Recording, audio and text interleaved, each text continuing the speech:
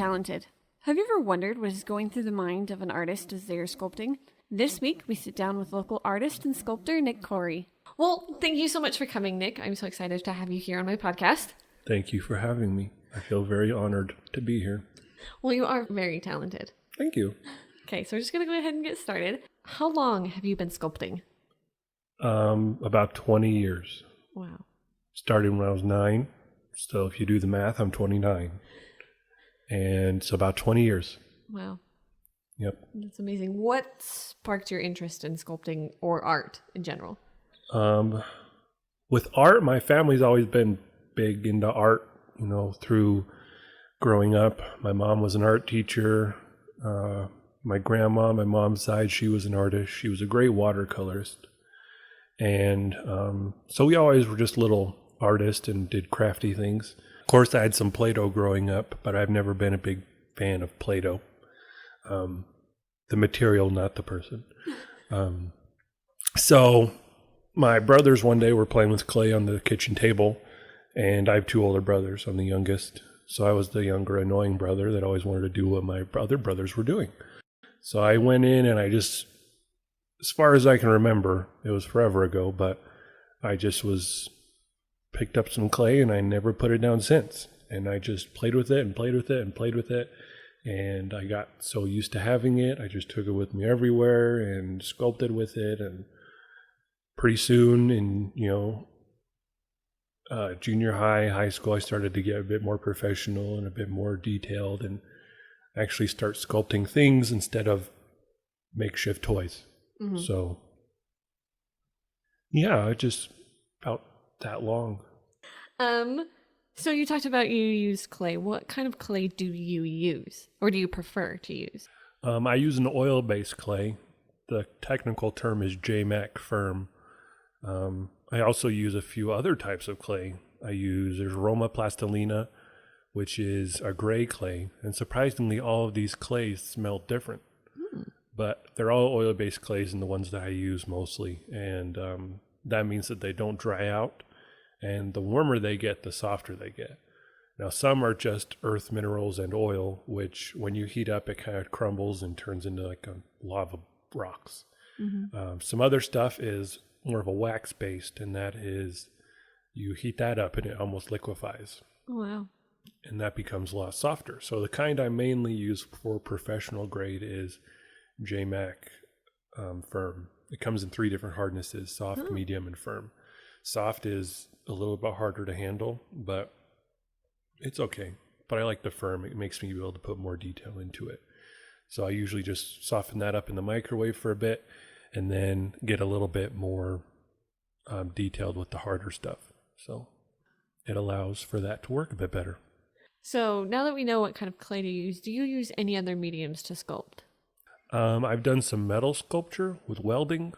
I've done some stone carving, done some wire sculptures. Right now I've been working with a lot of water-based clay, which is the clay that most people are familiar with, the kind that you can put in a kiln and it, gets all hard and ceramic-wise. I'm not sure what the technical term for that is, but it's just fired. It's bisque fired, other fired. It's fired, that stuff. Nice. So, yeah, that's what I've been doing recently. Got into pottery, which is nice. And then, so yeah, that's about mostly the only other stuff I do. Every now and then, I'll do random stuff. So, not a good painter. I don't paint. Yeah, it seems like Nic is talented at anything he picks up. So I think you would be good at painting.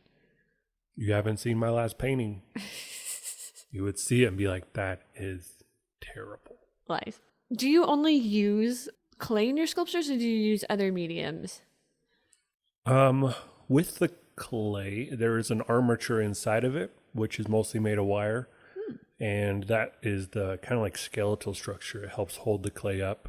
So if you have a regular human and his arms are up in the air, then the arms are going to get droopy if you just make them out of raw clay. So you need to have some sort of armature or structure inside which holds those arms up. What has been the hardest sculpture for you to create and why? With this one, a lot of my sculptures, people would call them difficult, but since they come out of my head, I usually don't think of them as too complicated. If I plan one ahead of time, usually that makes it a little more harder. But the hardest one that I can remember is in my Sculpture 1 class at UVU that I had to take. We had to sculpt our own head, life size, out of water-based clay. Oh, dear.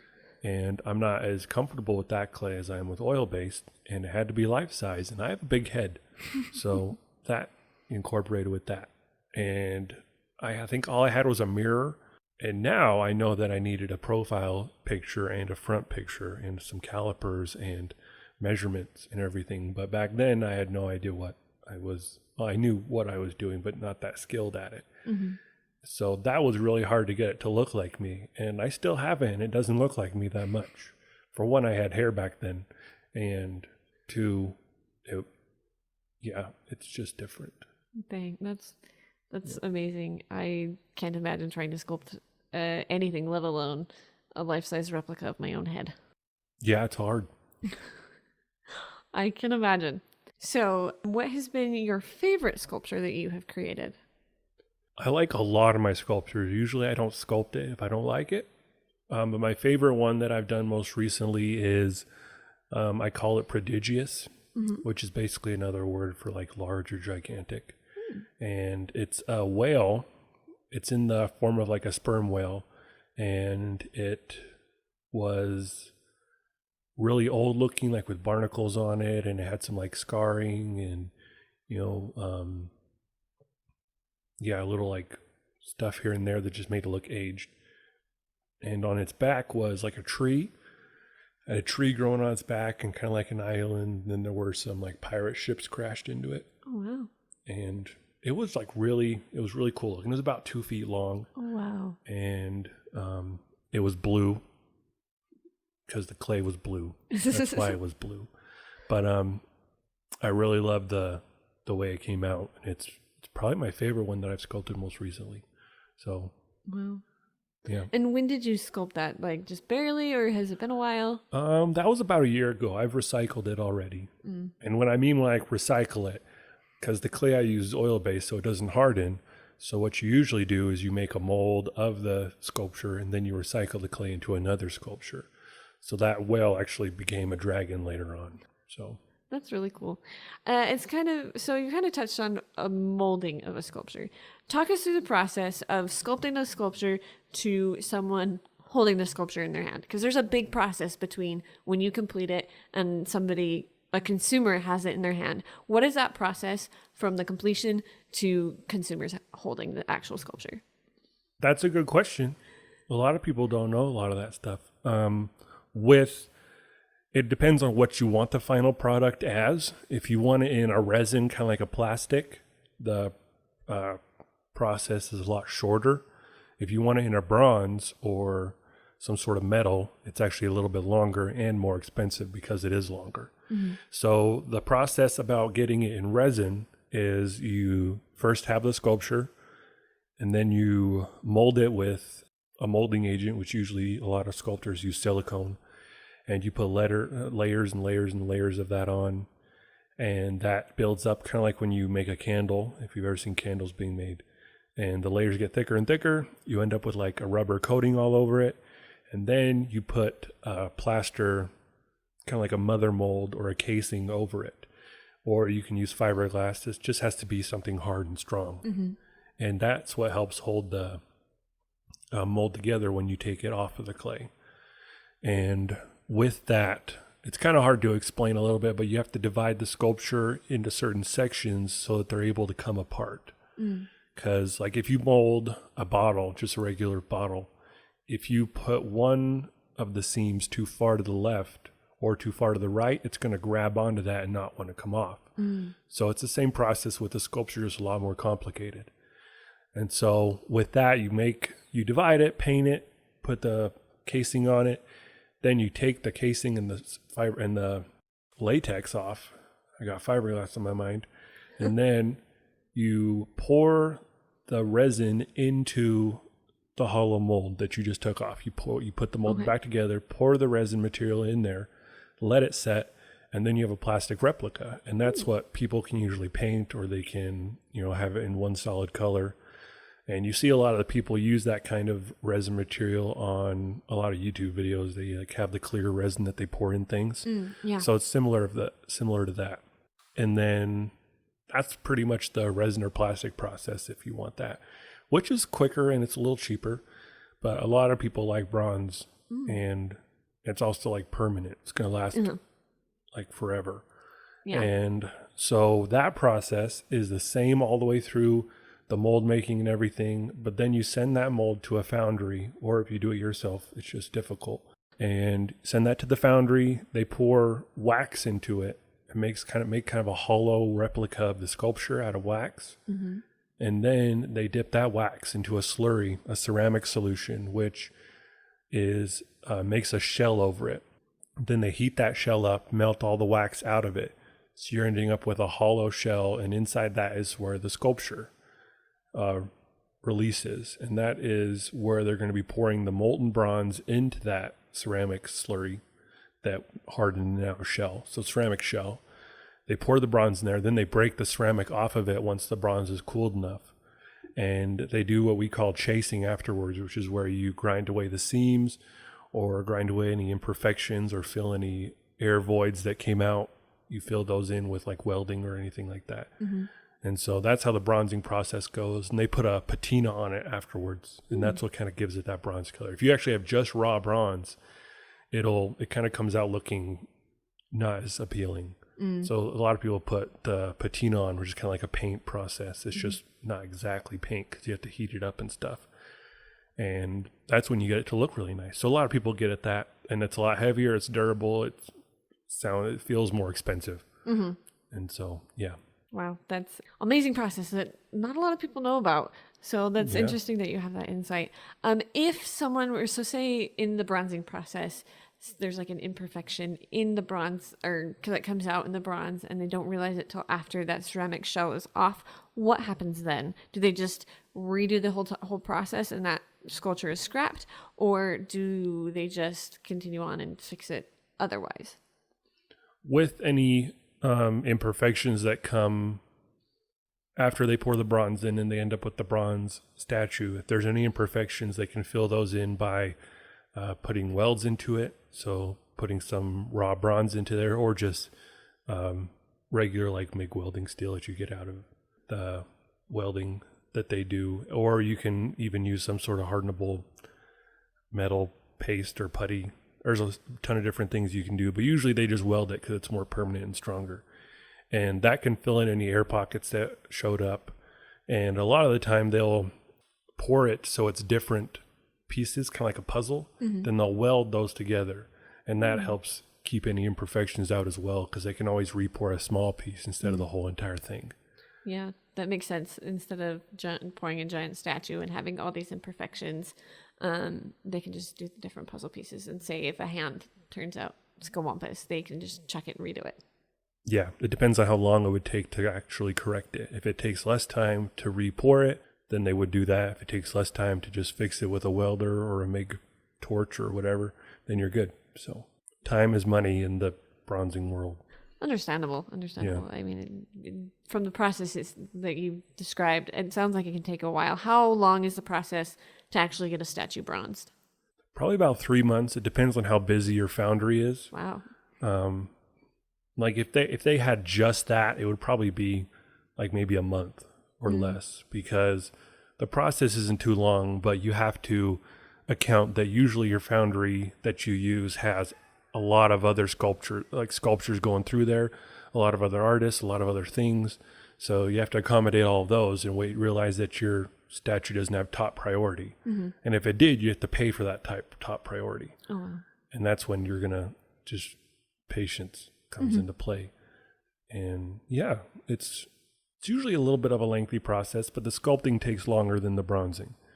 So that's usually what the clients are expecting, is the sculpting process. Takes a long time. Yeah. Do you find that people prefer bronze, or do they prefer the ceramic or the resin?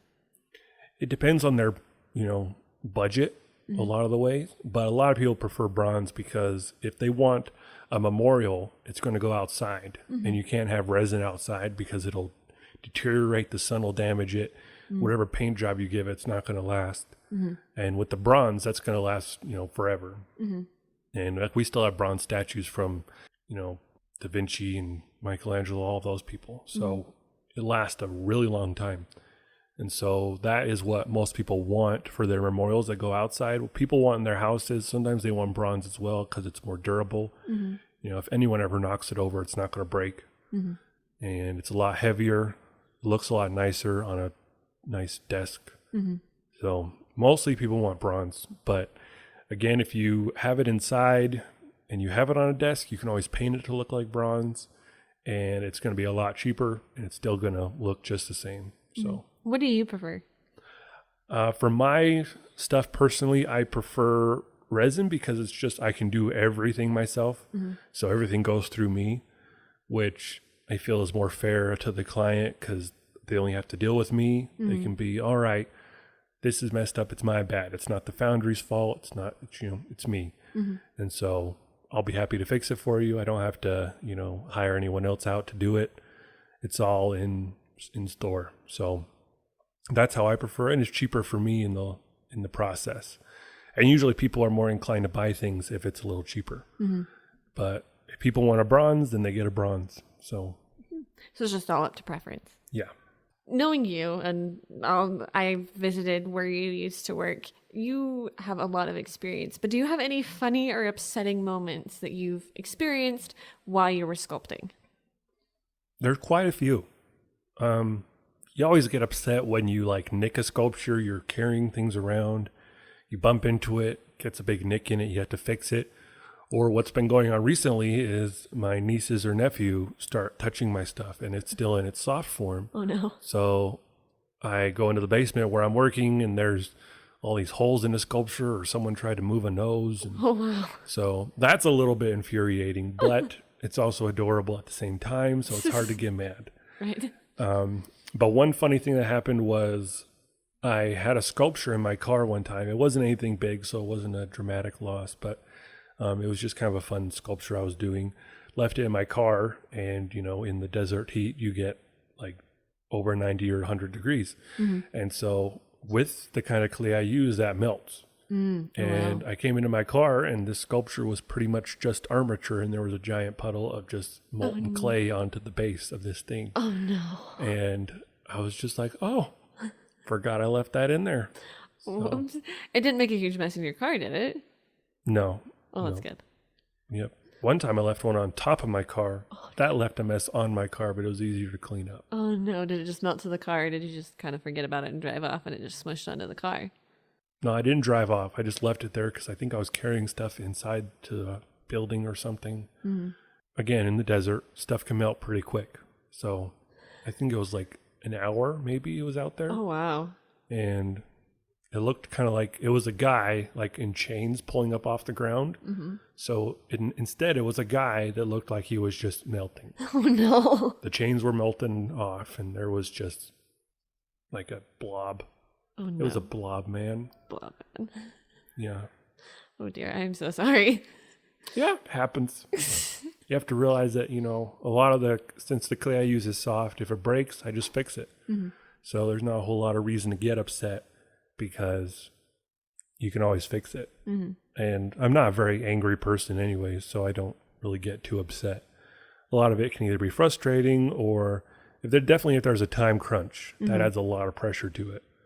And so obviously if something melted with a time crunch, you're going to be really upset. But in this case, it was just a fun piece. It wasn't really anything that had a time crunch or that cost money. It was just something for fun. But some stuff can be infuriating and stressful, but most of the time it's just, I'll fix it. Yeah. As in any job, and you can just have a bad day and everything just seems to upset you. Yep. So as we've kind of discussed a little bit, you used to work for a studio, big statues. What was your favorite project that you worked with them, and what was your experience working with them? So I worked there for about 3 years, which was great. I loved the work I do. I did. Sorry, I haven't been not working there very long. I still feel like I'm doing that work. But the work I did, I loved I learned how to mold things. I learned how to cast things. I did some sculpting. I did mostly mold making there. And, there were hard times. There were good times. But, majority of hard times, which the reason most of it ends. But my favorite thing I sculpted there was probably the small amount I did sculpt. I made this kind of robot scorpion, which was pretty fun. It was about the size of it was about 3 times the size of a regular scorpion. It was like a foot long. I don't know proper animal anatomy to know the exact length of a scorpion or the species. And this was like a robot scorpion, so it doesn't even exist. So that was probably one of my favorite things I made. And there were a lot of other cool projects. Like we did a bigger than life-size lion, which was really fun. We did a ton of memorials just of people who've passed away or, some mildly famous people. Mostly historical figures that I had no idea who they were. You're like, who's this person? Yeah. Some days you're like, I feel bad for not knowing who this person was. But it's okay. I can learn about them now. So, but there was a lot of fun things. So, yeah. That's really cool. So, as you kind of said, you left the studio. You're now more doing commission work. How is that different from studio work? I'm my own boss, which is sometimes good, sometimes bad. I'm definitely more of a rule follower than a rule giver. So being my own boss is a little different. And luckily I'm not, big time yet, so I don't have to worry about a ton of time frames or people calling me every minute going, how's this going? How's this going? But a lot of it is just, I have to kind of put a fire under myself to get going. A lot of the time I'll be like, I'll just play video games. I'm tired. I'm just going to stare at the wall for a bit. That doesn't really happen, but it feels like that sometimes. And so a lot of the time I have to give myself a push instead of someone else pushing me. I have to give myself a push to actually do the work that is necessary. But it's my own work. I'm the one that judges if it's the quality I want it to. And obviously the client, if they're happy with it, I'm happy with it. And also with sculpting, there's a time you have to tell yourself that, okay, I'm done. I'm gonna stop here, check it with the client. Because you can always be like, I'm gonna fix this little piece. And then you can find another little piece. And then you're chasing the sculpture around for the next, week, trying to get as perfect as you want it, realizing that the client actually loves it the way it is right now. And you can put it aside and start the next piece. Because the more sculptures you get, the more money you get. So, but you also don't want to put out anything that you are ashamed of or that is not your best quality. And my brother told me one time that if this was more with pottery, because, pottery you can do a lot faster. But I think it's the same with sculpture, that if you make something and you think you can do better, just scrap it and do better. Because it's kind of worthless just to keep it if you can do better. And so that's how I think about a lot of sculptures, is if I can do better, I don't want to send it out because I don't think that's fair to the client. They're paying you for your skills, for what you can do. Why give them something mediocre? Right. So what commissions have you received? I have one that I'm doing right now, and then the same client wants another one. Oh, wow. After this one. And like I said, I'm not anything big time right now. I just got a few things going. Some of my aunts want things. Oh, yep, nice. I'm very loved by all of my aunts and my uncles. No one dislikes me. Nic, you're amazing. Thank you. So they want, I have 7 bears. Oh, wow. So I made a mold of a bear a while back ago, and it's like a little, goofy little animated bear. But it's something that everyone can put on a shelf or put in a curio cabinet or whatever and have sit there. And people are like, oh, that's nice. That's funny. Makes them feel good. And with this bear, one of my aunt wants to give it to all of her children. So she has 6 of them. Or no, she has 5 and she wants one for herself. I do know how many cousins I have. I'm just not counting at the moment. So yeah, I got all those going. I have a couple. Since I recently picked up pottery, everyone wants a pot of some sort. So now I have to try and get that worked out. But It must mean you're really talented at pottery. Well, apparently. I didn't think I was, but it's growing on me. And it also is a lot faster than sculpting and cheaper. So that usually goes a bit better, especially if you don't have to pay for the kiln or the wheel or anything like that. Then it's a lot cheaper. But sculpture is what I love, what I'm most, what I'm the best at. And the best in me, I'm definitely not the best in the world. It's what you're passionate about. Yeah. And that's what I love. And so I got a few going right now, but nothing big time, not like anything life size. Speaking on that you're very passionate about sculpting, what do you want to do with sculpting in the future? Because currently you're going to school and you've just recently quit your studio job and now are just taking commissions. What do you want to do with your art skills, your sculpting skills in the future? Well, that's a good question. A lot of people, like a lot of artists I know who are like, art's my life. I think every dream of theirs is to be their own like big time artist, like to be the people that are in the magazines and that, can sell their work for millions of dollars and, be rich and live in some weird fancy house wearing glasses and drinking wine all the time, talking about intellectual conversations. But unfortunately, that's like 3% of the artist world. So, I know a few people like that, they don't sell their stuff for millions, but they do pretty well. They can at least, live a very comfortable life off of what they make from their art. And I hope to be at that level someday, but I know it's a lot of work to reach there. And being 29, I'm not, obviously I'm not at the end of my rope. Hopefully I still have a few years left in me. Yeah. And so with that, I'm hoping, that's always a dream, to be a full-time artist, be a big thing. But in realistic terms, I have to think of what I want to do in the near future and in my future. I need something that's going to provide for a family. I need something that's going to, give me a house to live in, have good health care and stuff like that. I have to think realistically. So what I'm going for actually when I finish school is to become a junior high or middle school art teacher. And hopefully either teach full on art, like everything, or just teach the ceramics and sculpture area. So I don't think I could teach just drawing and painting and things. Like I'm okay at drawing. I'm an okay drawer. I'm not sure if drawer is a word, but I'm an okay one of those. And so I think with how much art experience I have in general, I could teach that, but I'd really love to help kids learn how to sculpt better and how to feel through that type of art. Because I had a great experience in junior high. I had a great teacher, a great just time doing clay. And I'm very self-taught through a lot of my school. Majority of my teachers had no idea how to help me. Like, this kid's weird. I don't even know what oil-based clay is. Just do your own thing.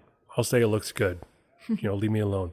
But this teacher was very supportive. She said that you see in a very 3D way. And I was like, oh, it's so true. And my parents remember it actually more than I do. They're like, yeah, your teacher said this. And I'm like, oh, yeah, she did.